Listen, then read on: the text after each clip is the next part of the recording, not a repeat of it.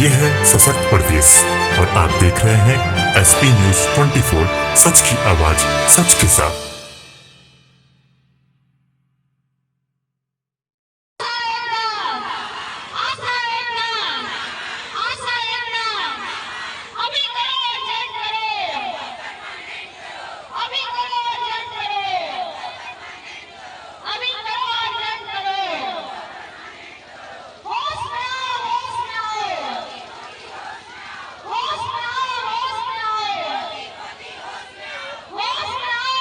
आप देख रहे हैं एसपी न्यूज 24 और मैं हूं विवेक सिंह। लगातार अगर देखा जाए, रोज़गार की बात की जाए, जहां उत्तर प्रदेश सरकार रोज़गार देने की बात करती है, तो वहीं वर्तमान में अगर देखा जाए तो आशा बहुओं और आशा संगिनियों का बड़ा योगदान होता है गाँव में। आज उन्हीं खास मुद्दों को लेकर, अपनी मांगों को लेकर आशा बहुओं और आशा संगिनी लगातार 3 दिवसीय धरना प्रदर्शन लखनऊ के वार्ड में कर रही हैं।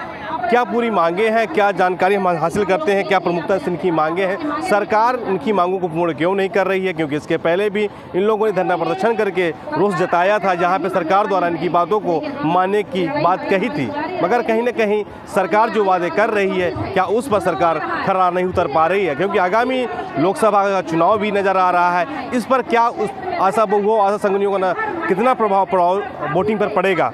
मैम, लगातार आशा बहुएं लगातार धरना प्रदर्शन करती चली आ रही हैं। 2000 इसके पहले 2020 में भी धरना प्रदर्शन किया, 22 में भी धरना प्रदर्शन कहीं ना कहीं किया हुआ था। आशा बहुएं गांव में बड़ा योगदान रहता है। क्या आपकी प्रमुखता मांगे हैं और क्या जो इसके पहले मांगे थी, क्या क्या मुद्दों में अभी तक सरकार ने क्यों संज्ञान नहीं लिया? सर, संज्ञान सरकार ना ले रही है क्योंकि पिछली बार हम लोगों ने धरना प्रदर्शन किया तो केवल इन्होंने 750 रुपये बढ़ाए थे केंद्र सरकार ने, और 750 रुपये पिछले साल राज्य सरकार ने बढ़ाए थे आशा कर्मियों के और आशा संगिनियों के।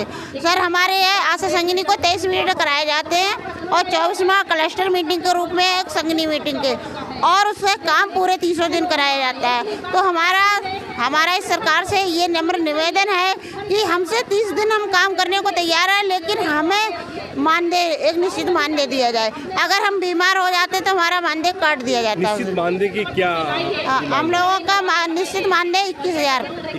अभी कितना डिमांड आपका चल रहा है? संगिनियों का तो सर 300 रुपये पर विजिट का है पैसा, और राज्य सरकार केंद्र सरकार का अलग पैसा है, और आशाओं का 2000 रुपये मंथली, और मतलब 1500 रुपये राज्य और केंद्र का मिला के है, और उनका डिलीवरी का 600 रुपये। वो डेवलप आज तक किया ही नहीं सरकार ने। HRP का होता है, वो HRP का मतलब अभी तो भुगतान नहीं हो रहा, कहीं कहीं कर देते हैं, कहीं कहीं नहीं। तो इससे हमारा निवेदन है कि काम तो हम करते रहेंगे, एक निश्चित मानदेय हो तो खुशी होगी कि हमें सरकार, और ये नहीं कि दलाल हर आदमी कहता है कि ये कमीशन खो रहा है, कमीशन खो रहा है, ये भी शब्द बंद हो जाएंगे। इसके पहले भी सरकार ने जो अपने आदेशों में पारित किया था कि 2100 रुपये आपको मिलता था, जहाँ 100 देने की बात कही थी। आज क्या रहा है कि जो आपकी मांगों को पूर्ण नहीं किया जा रहा है? सर, हम लोगों की 2100 रुपये दिया जा रहा है। सर, 2100 रुपये में हमारा खर्चा नहीं चल रहा है कि वही 2100 रुपये तो जरूर बढ़ाया है, लेकिन 2100 रुपये में अगर हम बच्चों का एडमिशन करा रहे हैं तो 2100 रुपये महीने तो फीस ही जा रही है। सरकारी स्कूलों की तो क्वालिटी आपको मालूम है। अगर हमने अपने बच्चे पढ़ाए हैं तो छठे के बाद में इंग्लिश मीडियम आता था पहले, तो अब तो सरकार ने कर दिया है, लेकिन हमारे बच्चे तो बड़े हो गए हैं। जब झंडी भी कमज़ोर है तो आगे को क्या क्वालिफाई कर पाएंगे? तो अभी जो महिलाएं हैं, इस जो आज धरना प्रदर्शन चल रहा है, कहाँ से लोग आए और कितने दिनों में धरना प्रदर्शन जारी रहेगा आपका? सर, हमारा 25 जिलों से आए हैं। सूची के लिए आपके लिए हमने इसमें लिखा हुआ है पैम्पलेट से। कासगंज है, एटा है, बरेली है, आगरा है, मेरठ है, मुरादाबाद है, कौशाम्बी है, और बदायूं है, बरेली है, और पीलीभीत है, शाहजहानपुर है, और बाराबंकी है, और सर कुछ नाम हम भूल रहे हैं। 25 जिलों से आए और कल बाकी जिलों से इधर आएंगे। आपकी मांगे अगर पूर्ण नहीं होती जा रही है तो आपकी आशा बहुओं द्वारा क्या इससे धरना प्रदर्शन जारी रहेगा?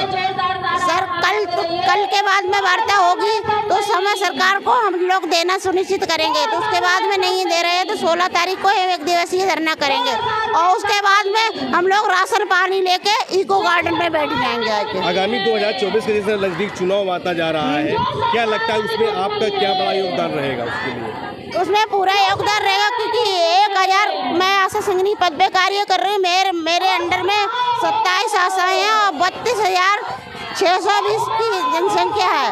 तो हम योगी जी और मोदी जी से नम्र निवेदन करना चाहते हैं कि आप जैसे जनता के लिए मातृ वंदना योजना, PM-वाई योजना सारी चला रहे हैं, तो आशाओं का, संगिनी का ऐसा मानदेय करें कि जो वो अपने परिवार का गुजारा भत्ता चला सके। जैसे हमसे वोट लेना चाहते हैं वैसे हम मानदेय लेना चाहते हैं। जो मांगे होंगी वो क्या रहेंगी आपकी? प्रमुख तो 10 मांगे 10। पहला मांगे है हमको सरकारी कर्मचारी का दर्जा दें।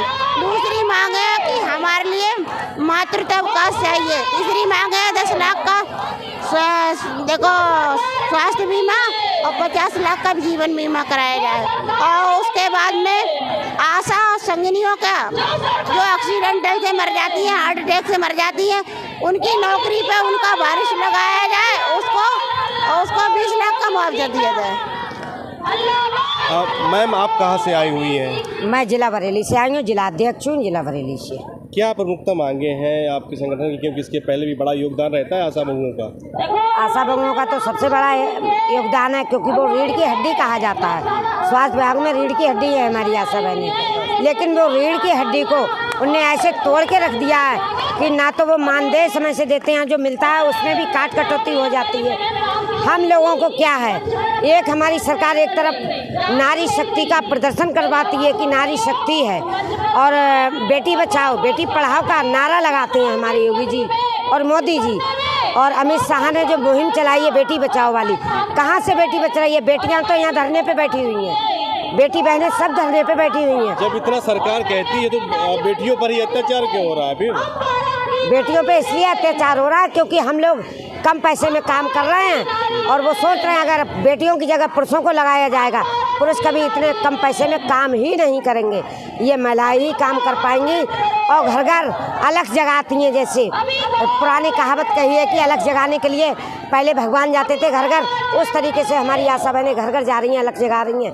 और मातृ मृत्यु दर और शिशु मृत्यु दर दोनों को कम करके, पोलियो भी हटा के हमने एक मुहिम चलाई। अब कोरोना आया, कोरोना काल में भी ड्यूटी करी हम लोगों ने, लेकिन उसका भी 1 साल का हमारा वेतन दिया गया, 1 साल का वो भी हमारा खा लिया गया वेतन। तो मेरी यही रिक्वेस्ट है हमारे प्रधानमंत्री जी से, हमारे योगी जी से, कि हम लोगों का, हमें उनसे कोई नाराज़गी नहीं है, उनसे कोई गुस्सा नहीं है, हमको सरकारी कर्मचारी का दर्जा दे दें, हमको निश्चित मानदेय करें, 21,000 वेतन कर दें, और हम वोट देने को सभी बहनें हमारी तैयार हैं। अगर ये 2024 में जो चुनाव आने वाला है। हमारे साथ संगठन के सचिव भी हैं राणा प्रताप जी। सर, जिस तरह आशा बहुएं गाँव में एक बड़ा योगदान रहता है, 3 दिवसीय धरना प्रदर्शन आपका चल रहा है, क्या लगता है कि सरकार के पास क्या आपकी आवाज़ नहीं पहुंच पा रही? जो सरकार सिर्फ महिलाओं के सम्मान की बात करती है, बेटी पढ़ाओ बेटी बचाओ की बात करती है, और आज नारी शक्ति की बात करती है, ऐसा क्या? देखिए, जो आशाओं का ये धरना हम लोगों ने 3 दिन का महापड़ाव रखा है, वो इसीलिए रखा है कि हमारी बात सुनी नहीं जा रही है। आशा वर्कर्स की कोई भी मांग सरकार मानने को तैयार नहीं है। 45वें 46वें श्रम सम्मेलन में ये कहा गया था, जो 2013 में हुआ था और 2017 में हुआ था, जो मोदी जी के कार्यकाल में हुआ, उसमें प्रावधान किया गया था कि इनको सरकारी कर्मचारी का दर्जा दिया जाए और निश्चित वेतनमान दिया जाए, पारितोषिक न दिया जाए, वेतनमान दिया जाए। इसकी सिफारिश की हो श्रम सम्मेलन में, और उसमें प्रधानमंत्री मौजूद रहे। उसके बावजूद उन्होंने ये तय कर रखा है कि हमें इन्हें जो है स्वास्थ्य कर्मी का दर्जा नहीं देना है। अगर देना होता तो 10 साल कंप्लीट होने को आ गए हैं, ये अब तक कर चुके होते। इनके कार्यकाल की बात हो रही है मोदी जी के, तो अगर ये करना चाहते तो कर चुके होते, लेकिन इन्हें करना नहीं है। तो हम बहुत आशा में ये बैठे हैं कि ये कर देंगे से नहीं होगा, हमें लड़ना होगा, बिना लड़े हमें हमारे अधिकार प्राप्त नहीं होंगे। रहा बात नारी सम्मान का, तो इनका नारी सम्मान सभी जगहों पे देखने में आ रहा है, चाहे वो BHU हो, चाहे जो है मणिपुर हो, वहाँ औरतों को नंगा करके घसीट दिया जाता है। BHU में जो है छात्राओं के साथ बलात्कार हो जाता है, और मोदी जी और योगी जी के मुंह से जो है एक शब्द नहीं फूटता इसके लिए। और बाद में जब वो पकड़े जाते हैं, उनका सारा सामने आता है चरित्र, तो पता लगता है कि वो इनके साथ के ही लोग हैं। तो बलात्कारियों को तो ये अपनी जेब में रख के घूमते हैं।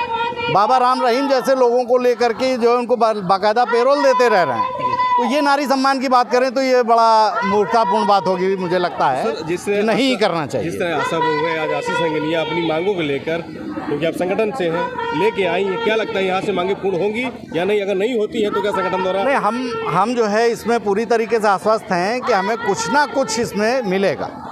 बजट सत्र भी है, उसके बाद हमारा यहाँ पे जो है विधानसभा सत्र भी चालू हो रहा है 1 तारीख से। तो इसमें अगर सरकार सोचे तो करने की दिशा में उन्हें बढ़ना चाहिए, क्योंकि ये लंबे समय से आशाएं काम कर रही हैं और इन्हें 2275 रुपया मिलता है। तो इतने के लिए उनको 24 घंटे नौकरी कराना ये कहीं से भी अतिशयोक्ति नहीं है।